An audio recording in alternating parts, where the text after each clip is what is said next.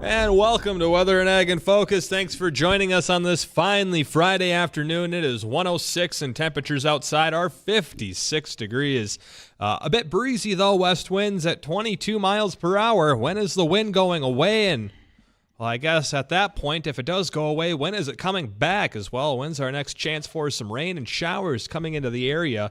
We'll run down that full forecast for you coming up here in just a moment. And Justin and I have a friendly wager. We indeed on have this weekend. Booze on the line. We have booze on the line. Like booze as in boo. That kind of boo? Yeah, boo. That kind of boo? No? Okay. So follow along on our bet. Let us know who you're pulling for. I can tell you who the majority of them are going to be pulling for when they find out what the bet is. They're on my side? Who would they be? be? Nice. Yeah, right? Yeah, they're on Bridgette's side. Yeah. That's where the majority would be. Okay, so we've got a bet. We've got a bet on Sunday's forecast. I've had 70 in the forecast most of the week for Sunday. Justin says there's no way he says no way we're hitting 70. So he thinks we're going to be stuck in the 60s. I'm like, we're hitting 70. We all know the Hector effect. So let's see who wins here. Does the young stud win or does the old man win? We'll see. Coming Monday. We'll let you know. Indeed. So be paying attention to your thermometer on Sunday. Bridgette, what are your thoughts? Who do you think's going to win? Well, if I could, I would like to wager for the nicer weather because after driving to and from Bozeman this week, I'd like to get out and walk. I'd like to enjoy some go sunshine. out there right now. And probably after the show, unless you guys are good, I can go do that. And No, just you're come 2/3 of back this show. You can't go anywhere. Yeah, no kidding. So You're 2/3. And You've seen what happens when you're gone, so. Stuff happens. I know. We just fix it later. Yeah, we just put up with it for the time being.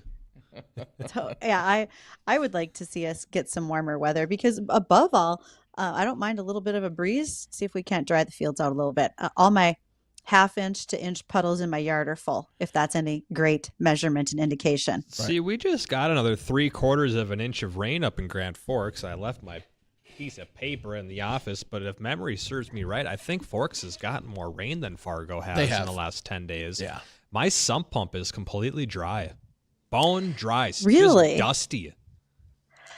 I've got folks that they're running. You get into north central and northeast South Dakota, and sump pumps are on the go again. Yeah, things are changing there. My pump hasn't ran except for 1 week last year, and that was in springtime as well. It's going to be surprising. So we're doing fine. At least our subsoil moisture is. It's still got room to add more up around Grand Forks, apparently. We do need to. Now, today's wind, Bridgette, how much will this accelerate the drying? Not enough. I mean, you tell me, right? How much is that going to dry it out? And if you're talking rain in the forecast again into next week, that's going to be rough on a lot of us. We were good to go, and then we got a bunch of rain because you keep saying next week is the follow-up to our Christmas storm on the LRC as it recycles. Mm-hmm. So that's gonna take its toll on people getting in the field and feeling comfortable. And again, it's May 3rd. We've got some time, but it's still hard to stomach that for those who haven't really turned a wheel. The good news is it looks like now next week the Valley, at least Central Southern Valley, will taking a big old sock to the chops. We're going to get dry slotted with this, so we are not going to get as much rain as, let's say, the central and western part of the state. So that's good news there. So fingers crossed that still kind of holds true. So what are we going to estimate that those folks are going to get? All of it. I realize Western North Dakota will take their rainfall now, because it's always good to bank that for later in the season. But what's it looking like for volumes? What, half inch to an inch out west? Yeah, I could see some spots picking up a little bit more than that, especially if it parks itself for a day or so out there.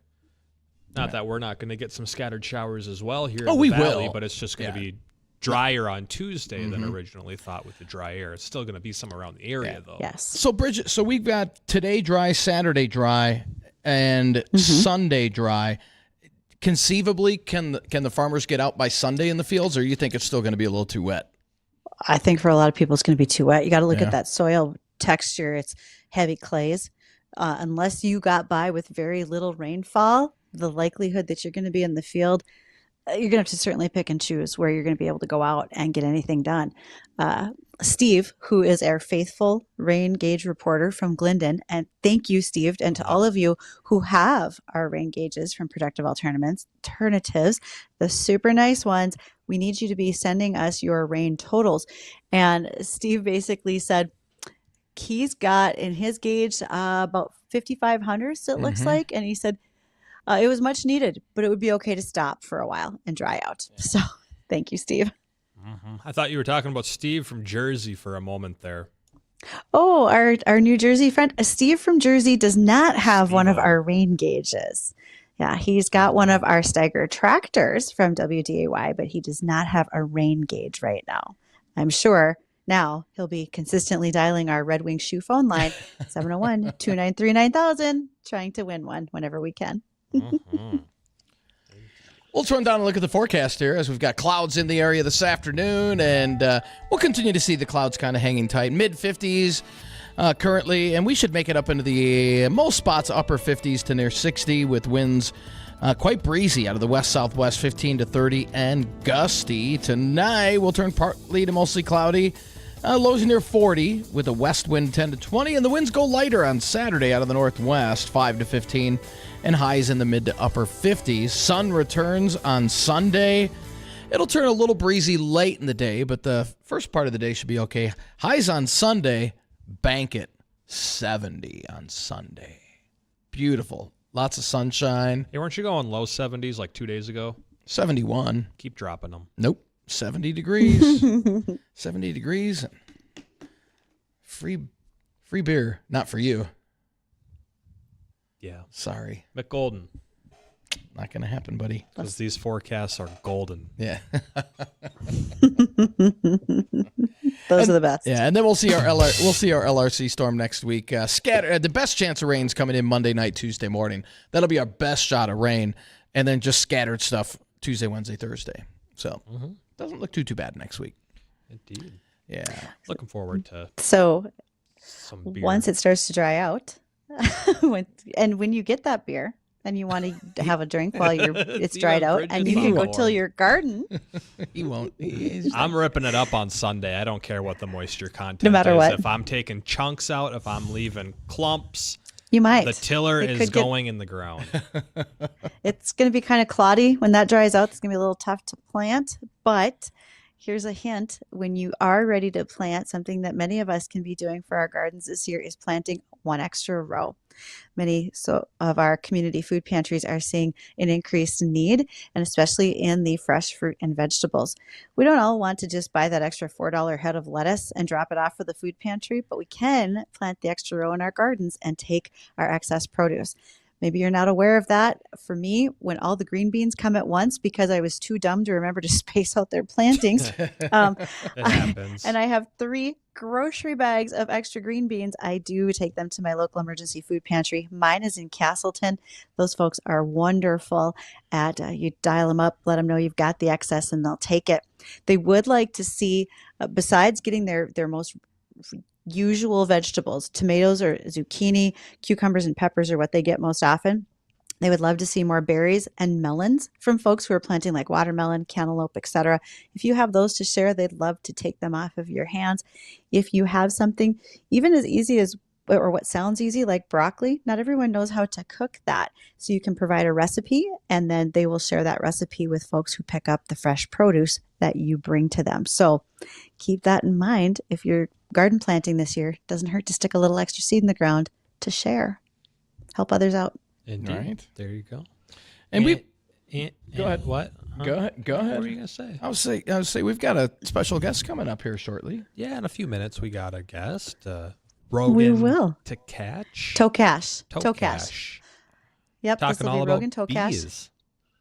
Rogan's working on his master's degree, and it's all about bees, pollinators, and more, as far as I can see. And I'm looking forward to asking him some questions, kind of the tell us what you do and why. And maybe he can answer all those questions we had a few weeks ago about why does a colony need a queen or not? What do the worker bees really do?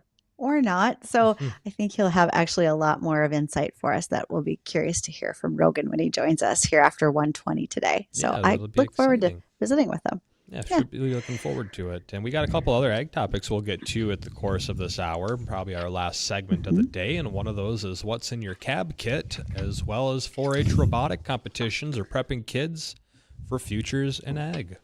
So those will be two Well, fun anything things. because anything we can do to bring more and more kids into ag, why wouldn't we? I had a conversation with a former coworker just this morning who's been involved in ag for almost 30 years. And he said it's a little unsettling that none of his 3 kids are planning on doing anything related to agriculture. He said, well, first of all, double check. Most of our jobs are related to ag in some way, but you still have time. They haven't graduated from high school yet. Maybe you'll hook them and get them a great Yeah, idea they could before long. always come back to the farm as well.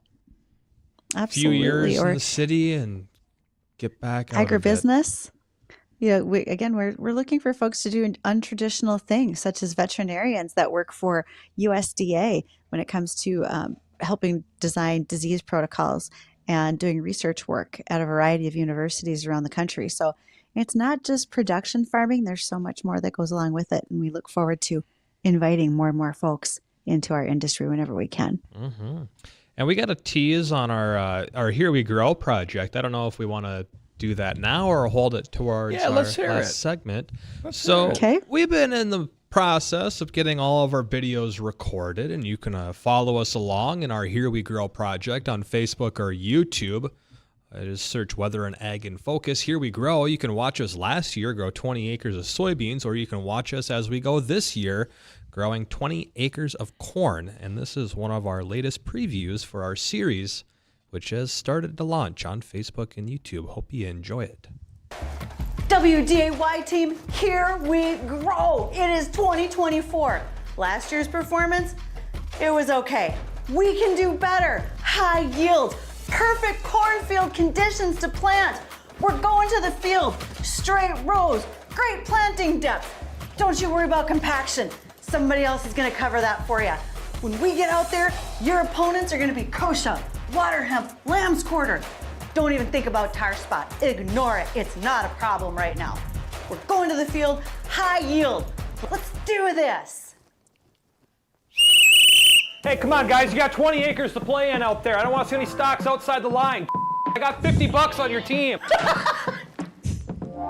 There we go. That's our preview for our second or third episode, I believe, of Here We Grow. That'll be launching here very, very soon. And you can catch the first episode that we launched a couple weeks ago on there on Facebook and YouTube, Weather and Ag in Focus.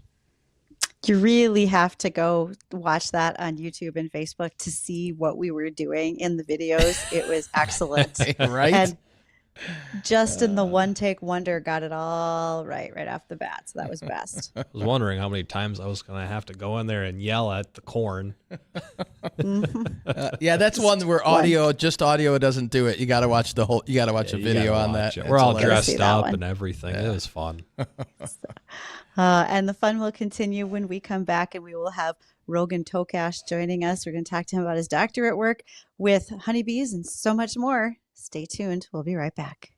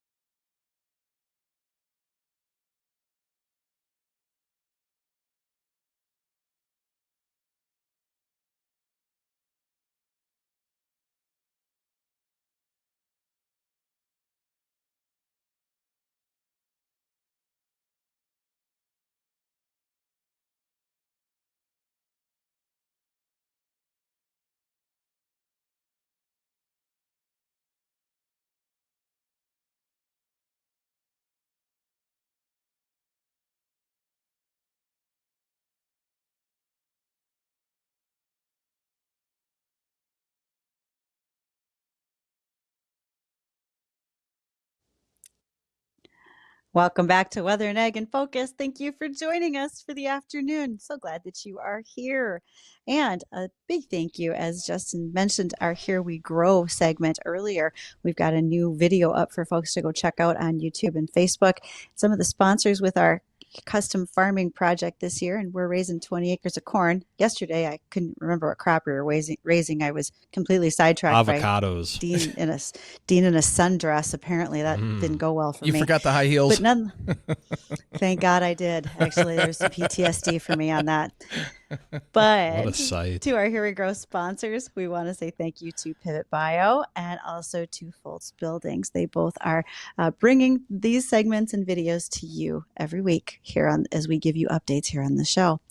Now, our guest today, Dr. perhaps, Rogan Tokach. Looking forward to visiting with all of the things that you do today, Rogan. How are you? Good. How are you? Thanks for having me. Great. So, I said Dr. Tokach, and bees. Tell us the details on that. What does that all mean? Yeah, so not quite. Probably a couple years to go to get my PhD officially. But yeah, so I'm in the process of working on my PhD, working on honeybees, and especially focused on some parasitic mite management that's affecting these honeybees, just globally, in all honesty. And so I've had quite the journey with honeybees, going from, just Kansas all the way up to North Dakota to do some different research and work for a commercial beekeeper up there. And now I'm currently at Auburn University working on my PhD. Nice. Okay. How does this start? I mean, how did you first get stung by the idea of working with bees and parasitic mites?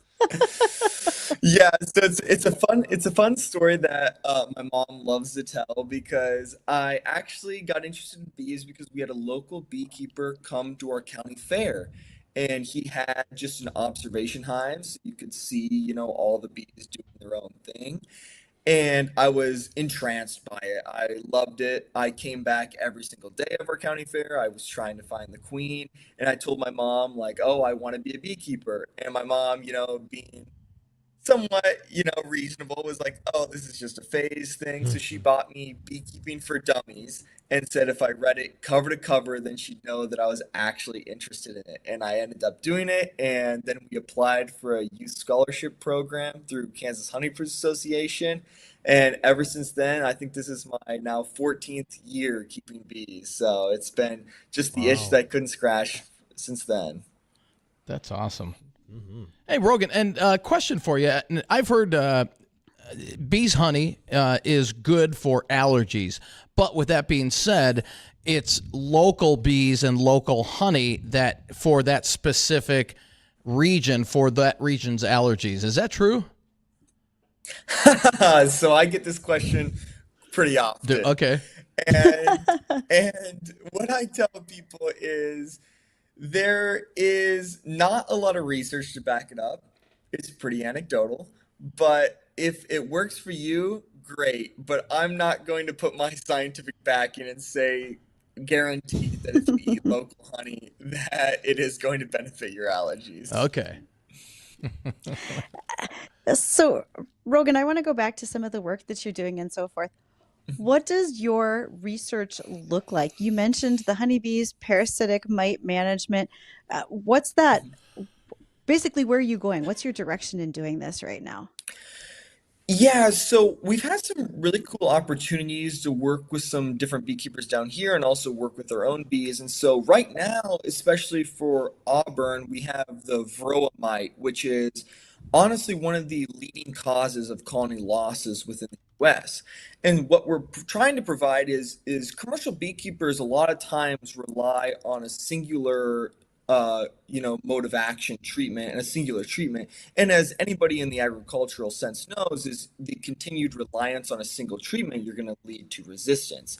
And so what we're trying to provide for beekeepers is an alternative to these treatments that is as equally effective as what they're doing, but is still going to be able to take care of that varroa mite. And as you can see on the screen, that varroa mite is the one on the left, the slightly larger mite. And I've also had the opportunity to actually go over to Thailand and work on a different mite, which is the Tropolalaps mite. And so that mite has not reached the US yet, but it's becoming an increasingly bigger worry as it's beginning to start kind of moving more west from Asia, and they're worried that it could potentially be to the US in, within the next decade or two. So the mite enters let me make sure I'm understanding. The mite enters the hive and then causes the damage to workers, to drones, to the queen. What happens when that mite becomes the parasitic problem? Yeah, yeah, so that's a great question. So the mite actually goes in and reproduces within the cell. And so it goes in, and so bees, when the queen will lay an egg, that egg turns into a larvae, and then in the actual hive, it'll be capped over within the cell, and then that's when the bee actually pupates. Well, the mite will infest the cell, it will go into that cell, and it will lay its eggs. And then that's how it actually reproduces. And so while it's in the cell, while that bee is pupating, it is feeding on that bee. It's potentially vectoring multiple different viruses. There have been confirmed up to 30 different viruses that these mites can actually um, kind of vector into the bee. And so not only is the bee being weakened by the mite feeding on it, it potentially will emerge with some sort of virus that then also really hampers the ability for it to actually function at a normal rate. Okay. There, I'm going to have a ton of questions a little bit later on about colony collapse and so forth, about where all this comes from. Mhm. But can this mite be controlled by using like an insecticide, or are there more cultural practices that matter? Yeah, so primarily what beekeepers are doing is a lot of chemical treatments. But as you can imagine, it is very difficult to kill a mite without harming the bees. So there's a very finite level of actual things that will work on these mites. And so what you end up doing is that you have just a limited amount of treatments that are available to you. And there are also cultural controls, but a lot of these treatments, unfortunately, they only actually work on the mites they're out feeding on adult bees. So if the mite is underneath that cell and is in with that pupating bee, then it's usually protected by a cell capping. And so that cell is being capped over. So that treatment is no longer really going to be that effective. And so that is the big problem, is that during the summer, when you have a lot of brood, you have a lot of developing bees within the colony, a lot of these treatments don't work that well. And so it really limits the kind of arsenal that beekeepers have to use to treat for these mites. Oh, Rogan, we're going to have so many more questions for you. Just some of the basics about bees, because they're fascinating and we don't know enough. And as well as you mentioned colony collapse and maybe some of the myths that people have in regards to it. So we will do that when we return. It is 1:30 in the afternoon, bottom of the hour. Stay tuned. We'll be right back with Rogan Tokach.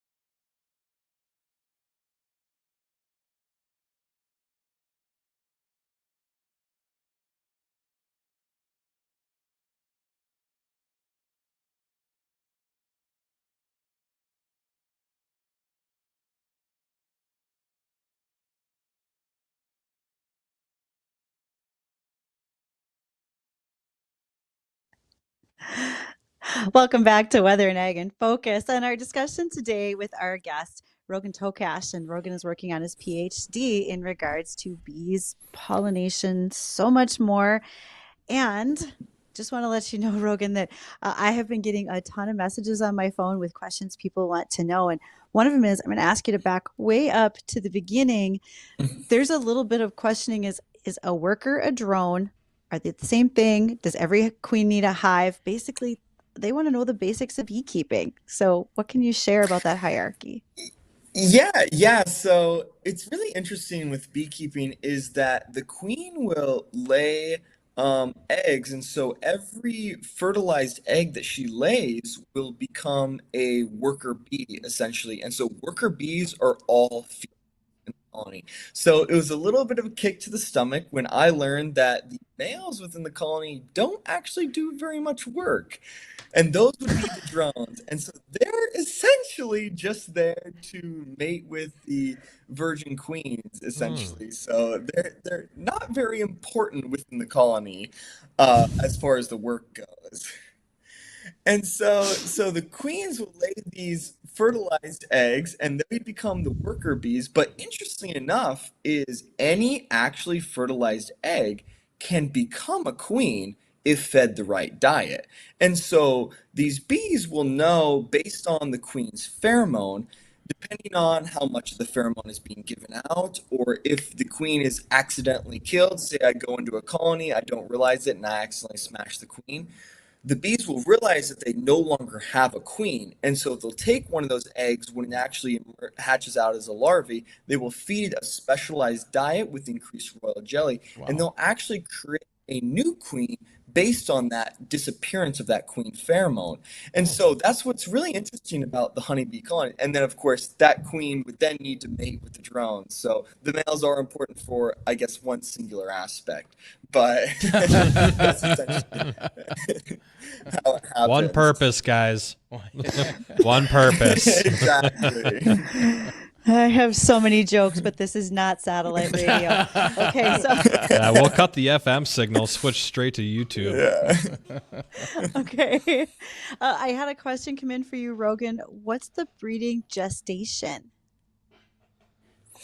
So interestingly enough, queens are actually slightly faster developing than normal worker bees. So normal worker bee from egg to actual emergence as an adult is 21 days. A queen is going to be roughly 16 days, but then it does take somewhere between, usually 3 to 7 days for her to go out on her mating flights and then come back in and actually begin laying her own eggs. So in general, if you're thinking about a queen, you're probably in the range of around 24 days between the time that the egg is laid, they turn it into a queen, and then she actually goes out and mates and begins starting laying. I got one that's been coming up a few times in our email boxes, and that is, we touched on, or at least you had mentioned, colony collapse. Could you explain what that is and how it affects a bee colony and population? Yeah, so essentially colony collapse is when you have a large population of the bees leave the colony, but they usually leave when they have adequate food resources, and they usually leave the queen behind, which is extremely uncommon. And unfortunately, us as beekeeper and bee researchers, we still don't have a great understanding as to what is actually causing this phenomena. But usually it's actually, a lot of times it's because of potentially things like, it's by hypothesized as when you have really high varroa mite levels, you have really high mite pressures, that could potentially cause this kind of behavior. And there's a few other things like change of scenery. If they don't have enough forage available in the location, then they might be looking to go over and establish a new colony somewhere else. Interesting. And then here's another one that's been popping up on our inboxes a good handful of times, and that is, if you're not involved in beekeeping, what could the general population or those that live in town, what could they do to help out with bees in general, whether or not it was no mow May for your yards or planting flowers or wildflower seeds in the ditches? Anything like that that you could help recommend or explain on? Yeah, so that's a great question. That's something that comes up a lot is what can just other people do for honeybees? And I would recommend a lot of times your state agency kind of has a list of different pollinator species that are really good. So I'd recommend trying to find if they have that to find what to plant depending on the year. But also, yeah, like you bring it up, no mowing in like things like roadside ditches that can be really beneficial to honeybees because a lot of times things like sweet clover grow in those ditches and bees, especially in North Dakota, as I know from my experiences up there, they will definitely take advantage of that sweet clover, and it's a really good nectar resource that provides a lot of nectar for them to turn into honey. So that's definitely one thing, is not mowing these roadside ditches can really benefit the different forage available to them. And Rogan, I know a few years back there was a pretty big bee shortage, if I'm not mistaken, throughout much of the United States. Has the population regenerated itself, or is there still kind of a lack in bee population? Yeah, so it's really interesting is we're still seeing a pretty high level of colony losses. So unfortunately, as much research as we're doing to try to improve honeybee health, we're still seeing a lot of problems with these colonies kind of dying. The fortunate part is that we do have really great beekeepers that are able to kind of replenish their losses by splitting their really productive hives. So while we're dealing with a lot of colony losses, we're not seeing as much of a decrease in the overall number of colonies because each year beekeepers are kind of able to replenish their overall number of colonies based on what they're able to overwinter and then successfully split. And Rogan, so I don't know if you'll recognize this name, but he became an overnight sensation last week. He was a beekeeper down in Arizona, Matt Hilton. I'm sure you've heard about it. So I guess the basic story was that a colony of bees gathered on the net behind home plate at the Dodgers and Diamondbacks game. And it was funny because we were just there a few days before that. What would cause the bees to gather on that area, and how did it? They didn't show video, but how would he was spraying the bees? How did he get those bees out of there? They didn't show video of that. So that is a really interesting thing that honeybees do. And essentially what honeybees do to actually kind of reproduce is that they swarm. And so in a natural sense, or in your own colonies, if you're, if you don't manage them quite early enough, is that they'll reach a big enough capacity that there's no longer any room for the queen to lay. And when that happens, what the phenomenon that will occur is that the queen will start to decrease her diet, and then half or a third of the colony essentially will leave and swarm out of the colony.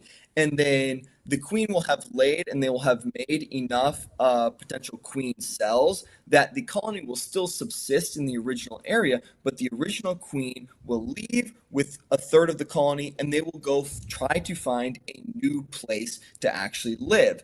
And so usually what happens is that they find a temporary location, which would probably be this netting, and then while they're in that temporary location, they're actually going to send out different scouts and they're going to look for a more permanent location for them to actually live. And so what's interesting is swarm catching, if you can find them in kind of that temporary location, is actually pretty extremely easy to catch the bees. These swarms are going to be very docile because they don't have a home to protect. So you can actually sometimes just stick your bare hand in there and grab a clump of bees. And if you're actually trying to put them into a box or get them in somewhere, all you really need to do is capture the queen. If you get the queen, then the other bees will kind of relay the queen is in this location, and they will just march right into, say, a box or some sort of thing. They'll just follow right into the queen, and you can kind of box them up, and you're good to go. Interesting. That is super interesting. Very cool. I got one more here, and then B, I know you got a few more that you want to get in here before we break, so we can run a little long. But, North Dakota is one of the top producers of honey, if not number one. I haven't seen what the stats have changed over the last year or two, but I would imagine we're still number one in honeybee or honey production. And we see a lot of honeybee colonies around the area off the sides of the highways up here. could you explain for someone who has no idea what's going on in these boxes, what these bees are doing, how far away they're traveling, and what they're doing when they bring the nectar back to the hive, and then how people actually extract the honey from inside those boxes? Yeah, so North Dakota is still the #1 honey producing state, and a lot of it has to do with the kind of forage available in North Dakota. You have a lot of range, a lot of pasture land up there, a lot of yellow sweet clover, white sweet clover that is really good nectar. And so what these bees are doing is essentially primarily these bees usually have somewhere between a 2 to 2.5 mile radius around their colony, and that's where they're going to go and look for these different sorts of nectar sources. And when they actually take the nectar, they'll bring it back, and these beekeepers are going to usually put extra boxes on top of their colony, and these are the boxes that they're actually going to end up extracting from. And so when you go through the extraction process, is these bees are bringing back nectar, then they're fanning the cells with the nectar, and they're turning it into capped honey. And so they're bringing down the moisture content from the nectar, and that's what's actually turning it into honey. And so once that honey has been capped over, it's essentially ready for them to actually extract. So the beekeeper's going to come, he's going to take the extra boxes with this capped honey, and then they're going to take it back to their extraction room. And so there's so many different types of extractors. But the basic process of extraction is you're cutting the wax cells off the honey. So you're cutting those wax cappings off, and then you're spinning it around in kind of some sort of centrifuge, and you're getting the honey to kind of wick out on the walls of the extractor, that the honey is then going to drip down, and then that's what's essentially collected. And then when you actually get those frames out from those colonies, then those frames are going to be essentially empty of honey, and then they can be put right back on the colonies as needed. Wow. And so that's kind of the basic process of honey extraction is you're really taking the honey off the colonies, you're removing those cell cappings, and then you're essentially centrifuging all of the honey out of the out of those cells, and then that's what your base product is. Super interesting. So I guess it raises the question, you've been doing this for a while and you've been working with bees. How many times have you been stung? Quite a few times. So I think it's good to get stung a few times because you notice you build up a decent amount of immunity. At least I've been fortunate enough to. So stings, it's usually an initial. You say your choice swear words here and there, and you kind of go about your day. So, Rogan, I have one last question that came in, and the question from one of our listeners is, all right, in order to prevent that mite from infesting the hives, can the hives be moved to different climate areas in the U.S. where the mite would not survive in order to protect the bees from that mite? Is that a cultural practice that would work? Yeah, so unfortunately, you really can't move them to any area because the mite is nationwide at this point, at least the varroa mite is. And so there are interesting things. So in the South, one of the big problems that we have is that we have brood year round. So we're always having an area for these mites to kind of harbor underneath these cell cappings. Whereas in an area like North Dakota, you have a pretty extensive brood break, and that's essentially saying you have no brood within the colony, so all of the mites are going to be out on adult bees. And so there's a lot more treatments that are available to these bees. Now, the unfortunate thing is to cause a brood break, you're going to be dealing with colder temperatures, which is a little bit harder on the bees. And so you kind of have this give and take of you have these mite issues that are better sourced with having a colder temperature to induce no developing bees in the colony. But you have these colder temperatures that, or if you're in the warmer areas, then your bees sometimes do a little bit better and they don't have this kind of winter break period. So there's a little bit of give and take and decisions to be made for beekeepers, especially those commercial, whether to take their bees from North Dakota down to somewhere like Texas, or whether to just keep them up in the kind of northern area before that almond pollination in California. I tell you what, Rogan, this has been a fun discussion. Guys, Did you get all your questions in for Rogan today? Yeah. I learned a lot, but I know we probably still got some down the chimney with all the emails coming. I might have to ask you to come back in the future there, Rogan. Okay. Well, thank you so much for having me. Hey, Yeah, thanks for appreciate coming it. and good luck on finishing your doctorate's degree. That's awesome. Awesome. Thanks, Rogan. And folks, don't go anywhere. We want to recap the weather, look at a few more headlines, and we'll be right back.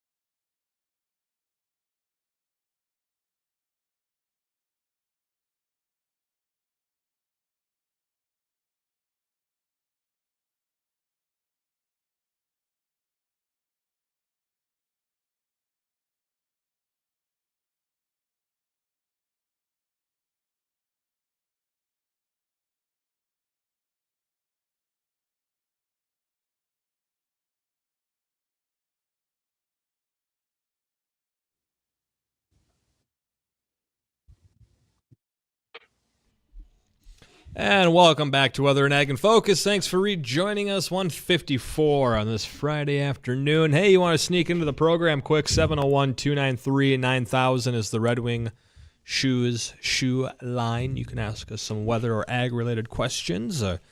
Or if you got a secondary question for Rogan, you can email those to us at weatherorag@flagfamily.com. That was our guest that had just joined us talking all about bees, and that was so fascinating, Bridgette. A lot of things about bees I didn't know, and it was just kind of cool to learn the whole process of what's going on between the little white boxes you see off on the field and the bee visiting the flowers on your deck. And they're out there. They're all over the place. We don't even realize the work that they're doing.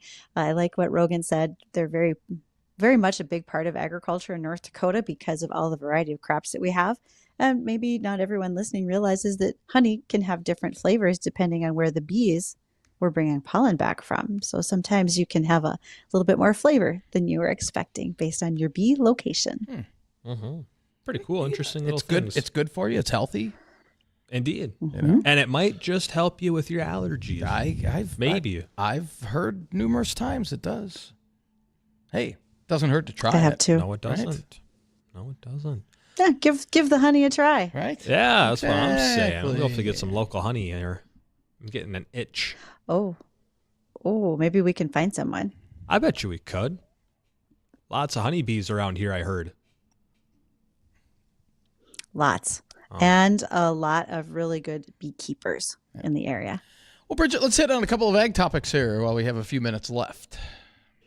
We can. 4-H programs are really not just about cows and plows anymore, especially areas that have more urban 4-H programs. They're doing a lot more with things like robots and Legos. There's some competitions going on. Most recently, they were held in Nebraska. They were the Lego Challenge, where folks are using those as an engineering and design to help kids get involved in 4-H programs, but also teach the STEM research that they are all looking for: science, technology, engineering, and math. There's other things that kids are doing in 4-H. There is a group out of Scotts Bluff. They have created flyers and then have brought sewing machines in to do demonstrations to help kids with that little technical skill.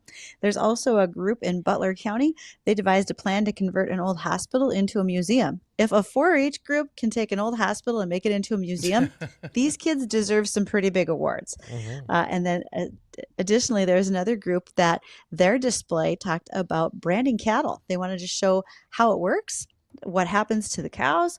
They made a video to go along with it. They had hands-on demonstrations such as having the branding irons.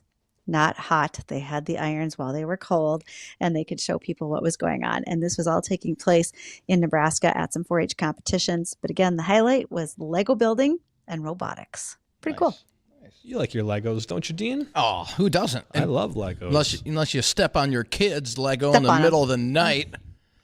Trying to be sneaky. A lot of screaming. Opening up that orange soda while the kids are sleeping. You wake them up. Yeah. Is that your experience? Yeah. We were watching a cartoon one time, and Mom and Dad were trying to be quiet, and they cracked open their orange soda because it was a kid's show, and kid comes walking out, and they're hiding it behind their back, and that was kind of cute. It was funny. Anyway, we got to check on the forecast coming up here for you entering the weekend. Yeah, we've got a pretty decent forecast and mainly dry through the weekend, which is great news for our ag community. We got to dry this stuff out here so they can get back out in the field. Today, we're looking at current temperatures in the mid 50s, and we're on our way up close to 60 today, but it is breezy. Those west-southwest winds gusting up to 30. Tonight, we'll have partly to mostly cloudy skies, lows close to 40, and we're in the mid to upper 50s tomorrow. Kind of the same thing. We'll have some clouds and maybe a sprinkle or two, but again, most areas remaining dry. Pick day of the weekend is Sunday with highs of 70. Not 68, not 69, Justin, but 70 on Sunday. Yeah, we'll see. Yeah. So that'll do it for us here at Weather and Ag in Focus. For Justin, myself, and Bridgette, have a great weekend. The Jay Thomas Show is coming up next.